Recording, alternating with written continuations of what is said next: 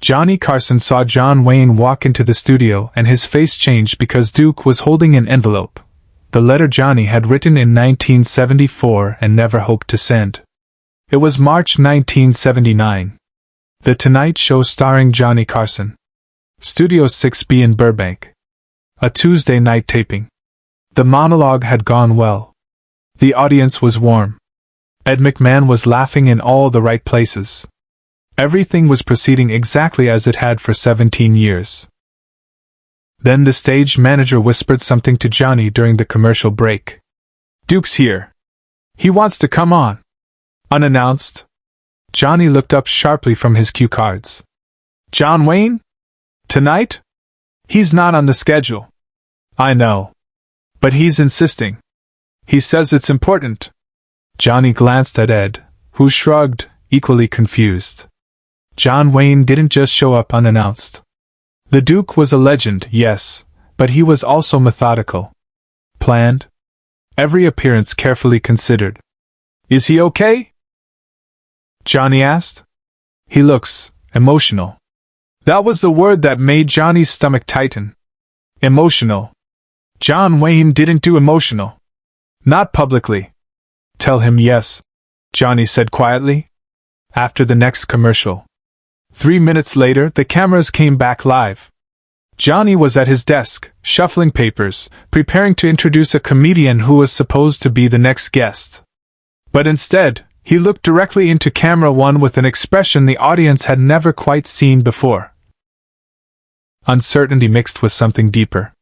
"Ladies and gentlemen," Johnny said, his voice steady but stripped of its usual lightness. "We have a surprise guest tonight. Someone I wasn't expecting to see. Please welcome John Wayne." The audience erupted. Of course they did. This was John Wayne. The Duke. American icon. The man who had defined masculinity and heroism for 3 generations. But as Wayne walked onto the stage, something was different. He moved slowly. Not with the confident swagger of his film roles, but with the careful steps of a man carrying something heavy. He was dressed simply, plaid shirt, leather vest, no cowboy hat. And in his right hand he held an envelope. Old. Yellowed. Worn at the edges. Johnny stood to greet him, extending his hand. Wayne shook it, then pulled Johnny into a brief, tight embrace that shocked everyone watching. The Duke didn't hug people on camera. Ever. When they separated, Johnny gestured to the guest chair. Wayne sat down, still clutching the envelope. He didn't smile. Didn't wave to the audience. He just looked at Johnny with an expression that made the entire studio fall silent. "Duke," Johnny said carefully, settling back behind his desk. "This is unexpected. What brings you by tonight?" Wayne held up the envelope. "This." Johnny stared at it. His hands gripped the edge of his desk. "I think you know what this is, Johnny," Wayne said quietly. Carson stopped mid-breath. The entire studio froze. To understand what happened next, you need to understand what happened 5 years earlier. In 1974, Johnny Carson was at the peak of his career. The Tonight Show was an institution. He was beloved, successful, untouchable. But he was also exhausted. The grind of nightly shows, the constant performance, the pressure of being America's host, it was wearing him down in ways he never talked about publicly.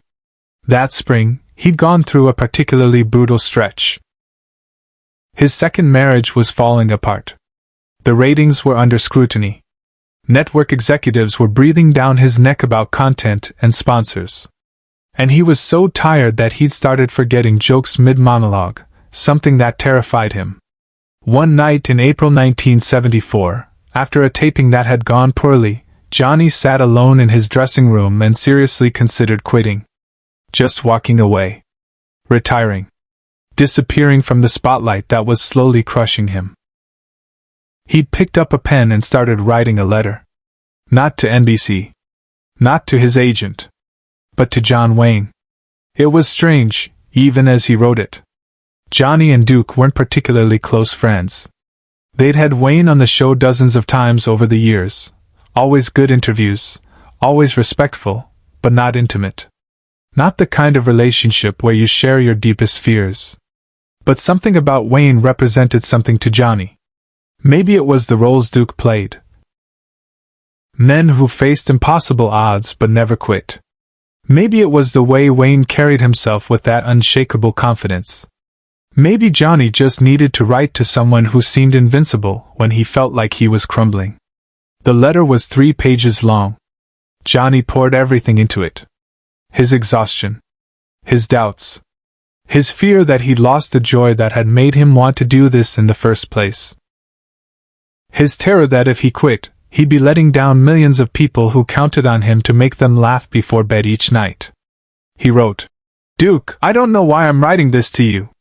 Maybe because you've never quit anything in your life. Maybe because I need to tell someone who won't judge me for feeling weak. I'm tired. Not just physically. Tired of pretending. Tired of being on. Tired of being Johnny Carson when I don't even know who that is anymore." He wrote about his failing marriage. About the pressure. About sitting in his car in the NBC parking lot some nights, unable to make himself go inside the building.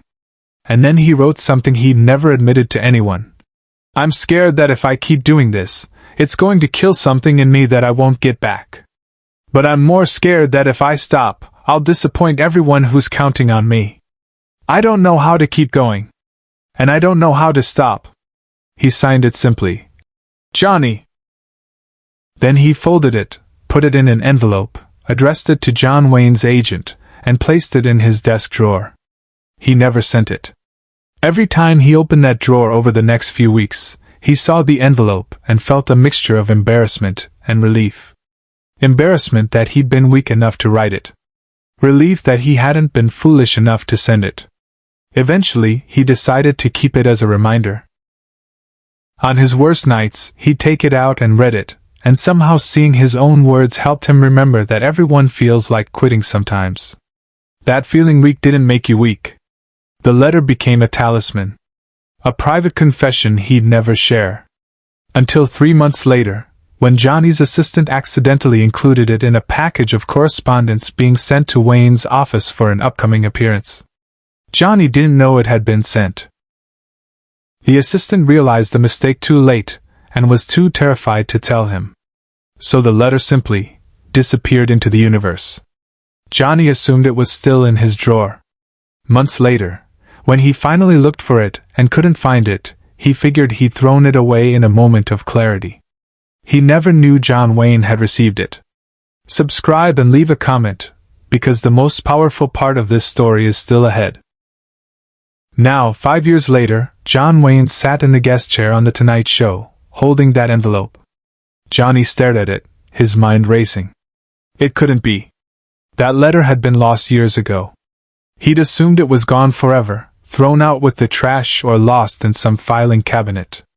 "You sent this to me in 1974, Wayne said, his voice gravelly aged, but clear enough for the microphones to catch.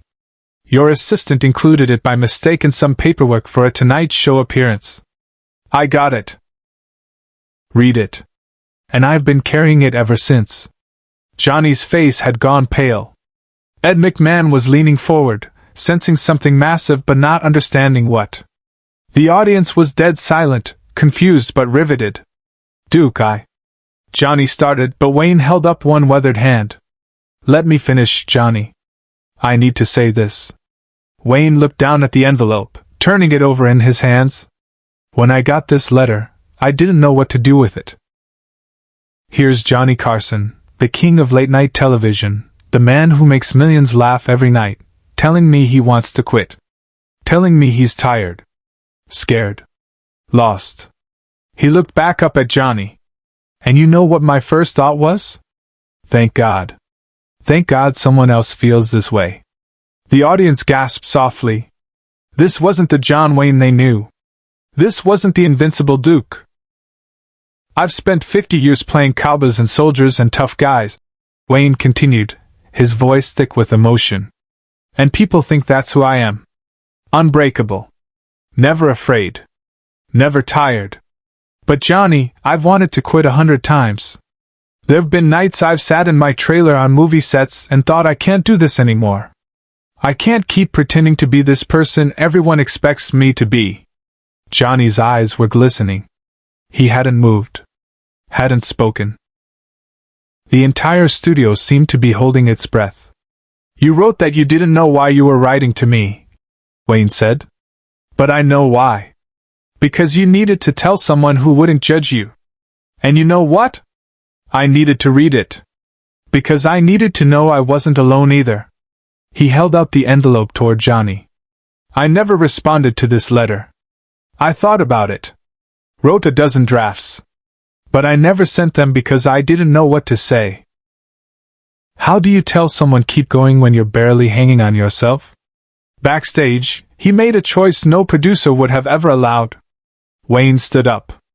Not to leave, but to step around the coffee table that separated the guest chair from Johnny's desk. The cameras followed him. The audience watched, transfixed. He walked to Johnny's desk and placed the envelope down on the wooden surface, right in front of the host. But then something happened. Wayne said, his voice breaking slightly. Last year, I got diagnosed with cancer. Stomach cancer.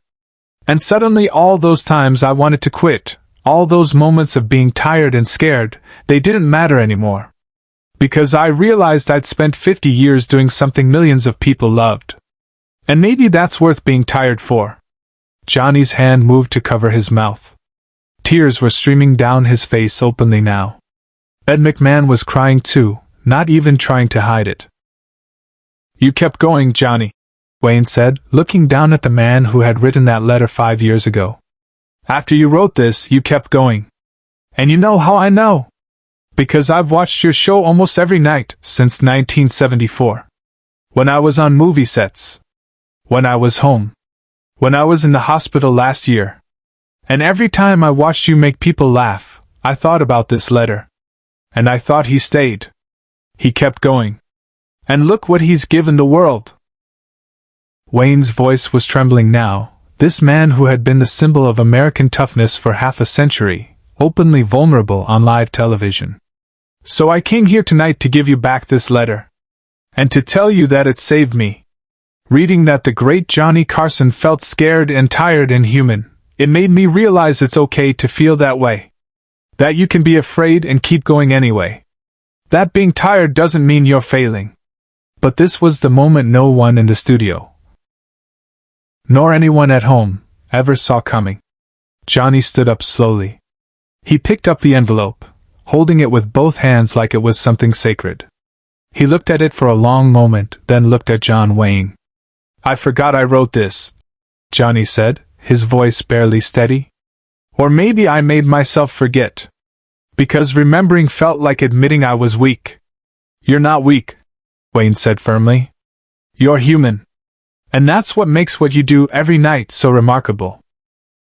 You make millions of people laugh while carrying the same weight they carry. That's not weakness. That's heroism. The audience erupted. Not the excited applause of entertainment, but something deeper. A standing ovation that acknowledged they were witnessing something that transcended television. Two American icons being honest about vulnerability in an era when men weren't supposed to admit such things. Johnny walked around his desk, something he almost never did during interviews, and embraced John Wayne. The two men held each other for a long moment, while 300 strangers and millions watching at home witnessed this moment of profound human connection. When they separated, Johnny addressed the camera directly, still holding the letter. I think... He started, then stopped, collecting himself. I think everyone has moments when they want to quit. When the weight feels too heavy. When you're tired of pretending you have all the answers. And we're told, especially as men, that we're not supposed to admit that. We're supposed to be strong. Unshakable. He held up the envelope. But maybe the real strength is admitting when you're struggling. And maybe the real heroism is showing up anyway. Day after day. Night after night. Even when you're tired. He looked at Wayne. Thank you, Duke. For keeping this. For understanding what I needed before I knew I needed it. Wayne nodded, his weathered face wet with tears. We all need someone to tell us it's okay to be human, Johnny. Tonight I'm telling you, you did good. You stayed. And millions of people are better for it. Johnny carefully opened his desk drawer and placed the letter inside. This goes back where it belongs. But this time, I'm keeping it as a reminder that staying is harder than quitting. And sometimes harder is better. The audience stood again. The applause was deafening. Doc Severinsen and the band didn't play. They just stood and clapped along with everyone else. Share and subscribe. Make sure this story is never forgotten. John Wayne appeared on The Tonight Show 3 more times before his death in June 1979. Every time, Johnny kept that letter in his desk drawer. After Johnny's final show in 1992, he donated the letter to the Smithsonian. It sits in a frame next to a photograph of him and Duke from that March night in 1979. The plaque reads, "The night two heroes admitted they were human." Johnny Carson hosted The Tonight Show for 18 more years. He never quit.